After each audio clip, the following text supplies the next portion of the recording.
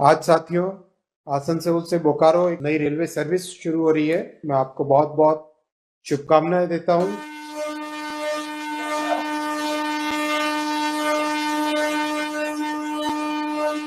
आज दो ROB complete हुए, आज जनता को समर्पित हुए। इन 11 वर्षों में माननीय प्रधानमंत्री श्री नरेंद्र मोदी जी ने पश्चिम बंगाल के रेलवे के कायाकल्प करने के लिए बहुत बड़े बजट्स दिए हैं। फंड एलोकेशन बढ़ाकर 14,205 करोड़ रुपीस बजट किया है माननीय प्रधानमंत्री श्री नरेंद्र मोदी जी ने पश्चिम बंगाल में रेलवे के डेवलपमेंट के लिए। ये अगर यूपीए कांग्रेस की गवर्नमेंट टीएमसी जिसमें मंत्री थे उससे कंपेयर करें तो उसके बजट से 3 गुना ज्यादा है, 3 टाइम्स ज्यादा। साथियों, आज रेलवे का पश्चिम बंगाल में 92,000 करोड़ रुपीस का इन्वेस्टमेंट हो रहा है। ये इतना बड़ा पैकेज है रेलवे का जो कि कंप्लीट वेस्ट बंगाल में रेलवे को एक नया आकार देगा, एक नया स्वरूप देगा और पश्चिम बंगाल के जन जन की सेवा करने की भावना के साथ ये बजट और ये प्रोग्राम बनाया गया है।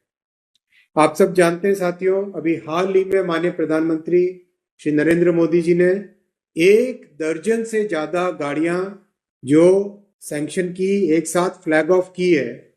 उससे पश्चिम बंगाल के कई क्षेत्रों से, कई जिलों से लोगों को आने जाने के लिए बड़ी व्यवस्था हुई और पहली वंदे भारत स्लीपर ट्रेन भी बंगाल से शुरू हुई और वैसे ही पहली अमृत भारत ट्रेन भी बंगाल से ही शुरू हुई थी। ये आप सब जानते हैं कितना इंपॉर्टेंट है। पूर्वोदय का जो स्वप्न है, पूर्वोदय का जो संकल्प है, माननीय प्रधानमंत्री जी ने हमेशा देश के सामने रखा है। और बहुत बड़ी खुशी की बात यह है कि इस बजट में पश्चिम बंगाल के लिए सिलीगुड़ी को कनेक्ट करने वाली पहली बुलेट ट्रेन का भी अनाउंसमेंट इस बजट में किया गया है।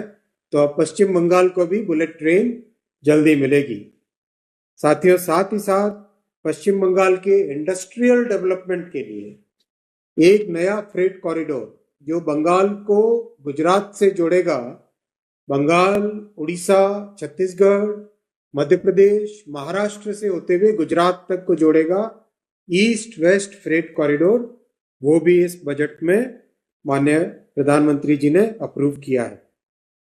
एक और बड़ा इनिशिएटिव लिया जा रहा है कि जो चिकन स्नैक एरिया है नॉर्दर्न पार्ट ऑफ बंगाल में, वहां पर एक अंडरग्राउंड रेलवे कॉरिडोर भी बनाया जाएगा जिससे कि कभी भी स्ट्रैटेजिक समय में बहुत एक सुरक्षित तरीके से ट्रांसपोर्टेशन हो सके।